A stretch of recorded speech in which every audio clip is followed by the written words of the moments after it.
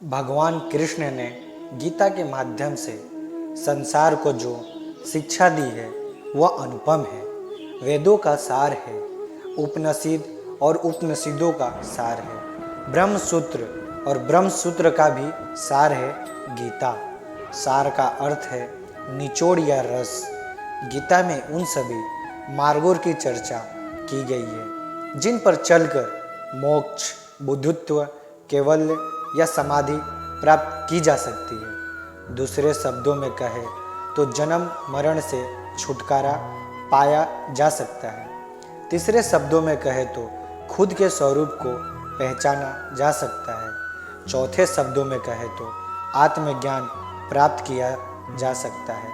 और पांचवें शब्दों में कहे तो ईश्वर को प्राप्त किया जा सकता है। आओ जानते हैं भगवान श्री कृष्ण के वह रहस्यमय सूत्र जिन्हें जानकर आपको लगेगा कि सच में यह बिल्कुल ही सच है। निश्चित ही उनके यह सूत्र आपके जीवन में बहुत काम आएंगे। जीवन में सफलता चाहते हैं तो गीता के ज्ञान को अपनाएं और निश्चित तथा भय मुक्त जीवन पाएं। सफलता।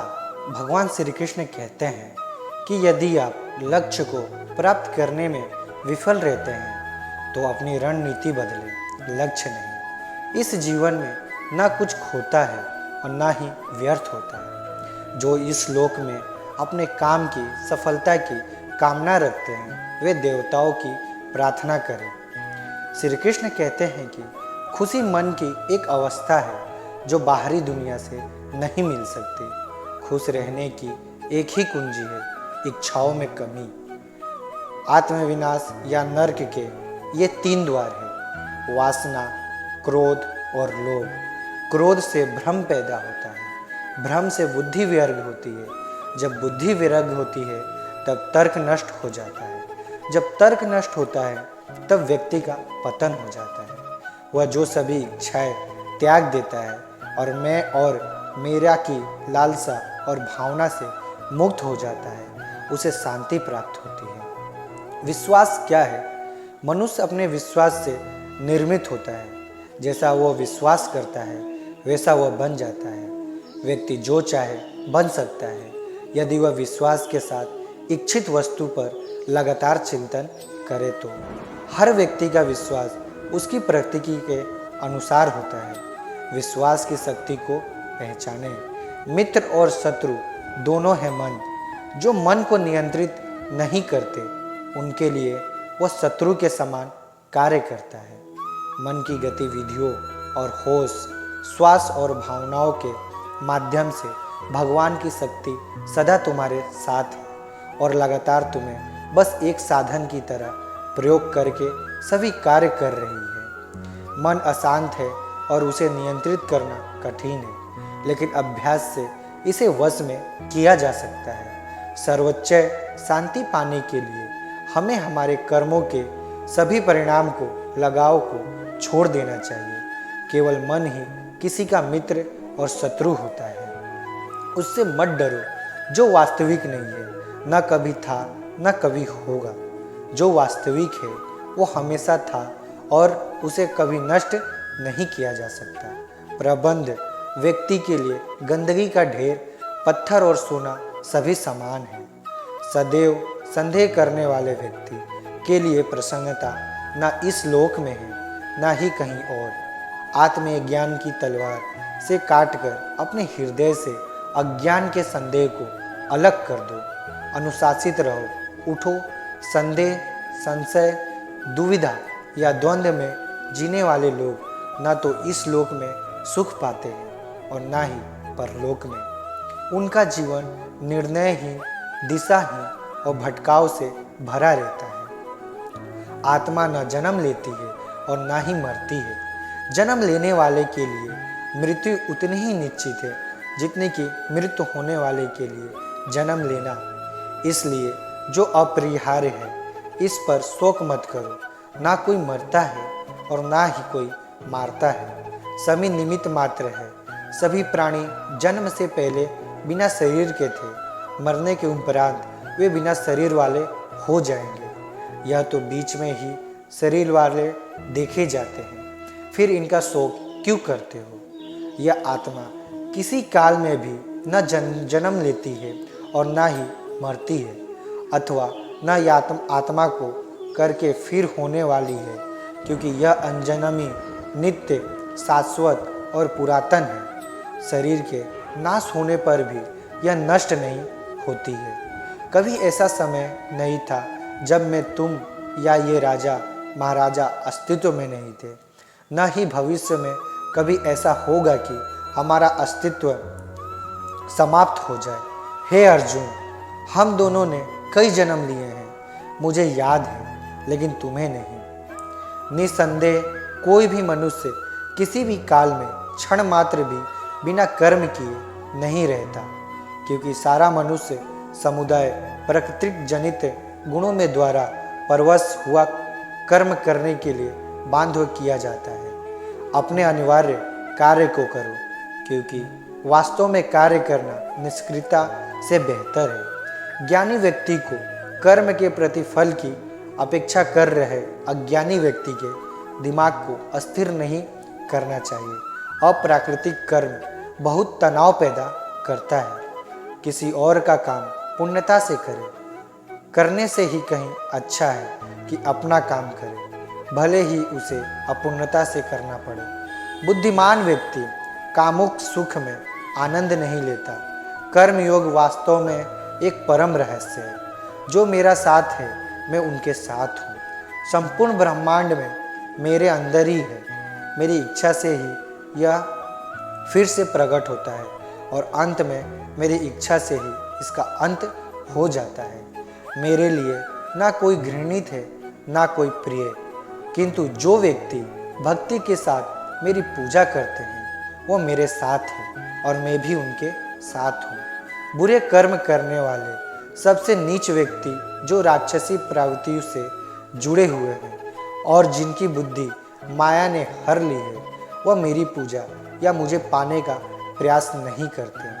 हे अर्जुन, कल्पों के अंत में सब भूत मेरी प्रकृति को प्राप्त होते हैं, अर्थात प्रकृति में नील होते हैं, और कल्पों के आदि मैं फिर रचता हूँ। मैं उन्हें ज्ञान देता हूँ जो सदा मुझसे जुड़े रहते हैं और जो मुझसे प्रेम करते हैं। मैं सभी प्राणियों को समान रूप से देखता हूँ, ना कोई मुझे कम प्रिय है ना अधिक, लेकिन जो मेरी प्रेम पूर्वक आराधना करते हैं वो मेरे भीतर रहते हैं और मैं उनके जीवन में आता हूँ। मेरी कृपा से कोई सभी कर्तव्यों का निर्वाह करते हुए भी बस मेरी शरण में आकर अनंत अविनाशी निवास को प्राप्त करता है। हे अर्जुन, केवल भाग्यशाली योद्धा ही ऐसा युद्ध लड़ने का अवसर पाते हैं जो स्वर्ग के द्वार के सामने है। ईश्वर के बारे में भगवान प्रत्येक वस्तु में है और सबके ऊपर भी। प्रबुद्ध व्यक्ति सिवाय ईश्वर के किसी और पर निर्भर नहीं करता। सभी काम छोड़कर बस भगवान में पूर्ण रूप से समर्पित हो जाओ। मैं तुम्हें सभी पापों से मुक्त कर दूंगा। शोक मत करो। जो कोई भी जिस किसी भी देवता की पूजा विश्वास के साथ करने की इच्छा रखता है, मैं उसका विश्वास उसी देवता में ऋण कर देता हूँ। हे अर्जुन, मैं भूत, वर्तमान और भविष्य के सभी प्राणियों को जानता हूँ, किंतु वास्तविकता में कोई मुझे नहीं जानता। ईश्वर एक अदृश्य एवं अकथनीय शक्ति है जिससे संसार की उत्पत्ति, पालन एवं लय होता है। मानवीय रूप में उसकी ऐसी कल्पना की जा सकती है कि उसके सभी ओर से ज्ञानेंद्रिय और कर्मेंद्रियाएं हैं। वह समय समय पर संसार में धर्म की पुनर्स्थापना के लिए सगुण रूप में अवतरित होता है। वह जो मृत्यु के समय मुझे स्मरण करते हुए अपना शरीर त्याग देता है, वह मेरा धाम को प्राप्त होता है। इसमें कोई संदेह नहीं है। वे जो इन ज्ञान में विश्वास नहीं रखते, मुझे प्राप्त किए बिना जन्म और मृत्यु के चक्र का अनुगमन करते रहते हैं। जो अपने कर्म के फल के प्रति आसक्ति को नहीं छोड़ सकते, वह मार्ग से कोसों दूर है। अपनी इच्छा की शक्ति से अपने आप को नया आकार दे। अपने आप को कभी भी स्वयं इच्छा से नीचा ना होने दे। इच्छा ही आत्मा की एकमात्र मित्र है और इच्छा ही आत्मा की एकमात्र शत्रु है। जिन्होंने खुद को जीत लिया उनके लिए इच्छा एक मित्र है, लेकिन यह उन लोगों का दुश्मन है जिन्होंने अपने भीतर आत्मा को नहीं पाया है।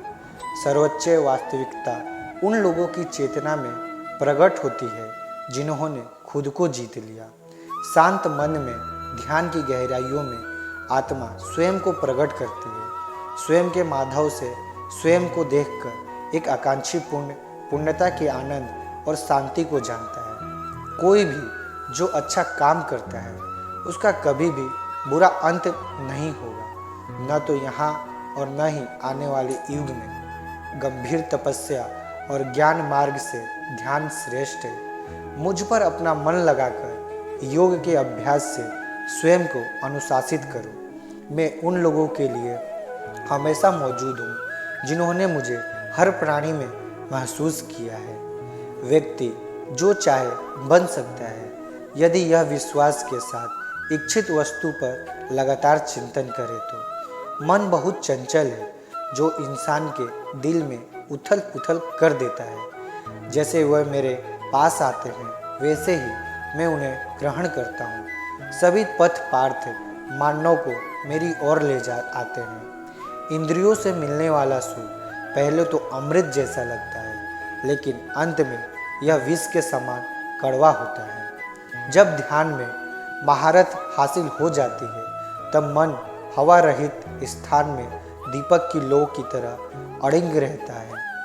हे अर्जुन, तीनों लोकों में मेरे पाने के लिए कुछ भी नहीं है, कुछ और ना ही कुछ ऐसा है जो मेरे पास नहीं है। मैं अभिनय करना जारी रखता हूँ, लेकिन मैं अपनी किसी ज़रूरत से प्रेरित नहीं हूँ। कर्म मुझ पर इसलिए नहीं टिकते क्योंकि मैं उनके परिणामों से जुड़ा नहीं हूँ। जो लोग इससे समझते हैं और इसका अभ्यास करते हैं वे स्वतंत्रता में रहते हैं। ज्ञान की भेंट किसी भी भौतिक भेंट से बेहतर है क्योंकि सब कर्मों का लक्ष्य आत्मिक बुद्धि है। जैसे आग की गर्मी लकड़ी को राख कर देती है, वैसे ही ज्ञान की आग सभी कर्मों को भस्म कर देती है।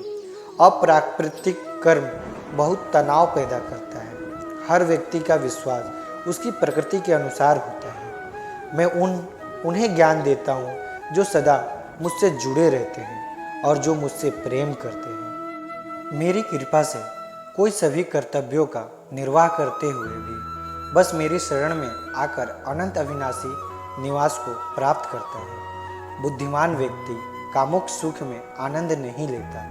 जो कार्य में निष्क्रियता और निष्क्रियता में कार्य देखता है वह एक बुद्धिमान व्यक्ति है। मैं धरती की मधुर सुगंध हूँ, मैं अग्नि की उष्मा हूँ, मैं ही सभी जीवित प्राणियों का जीवन भी और मैं ही सन्यासियों का आत्म संयम हूँ। तुम उसके लिए शोक करते हो जो शोक करने के योग नहीं है और फिर भी ज्ञान की बातें करते हो। बुद्धिमान व्यक्ति ना जीवित और ना ही मृत व्यक्ति के लिए शोक करते हैं। बुद्धिमान व्यक्ति को समाज कल्याण के लिए बिना आसक्ति के काम करना चाहिए। कर्म मुझे बांधता नहीं क्योंकि मुझे कर्म के प्रतिफल की कोई इच्छा नहीं है। कर्म योग वास्तव में एक परम रहस्य है। कर्म उसे नहीं बांधता जिसने काम का त्याग कर दिया है।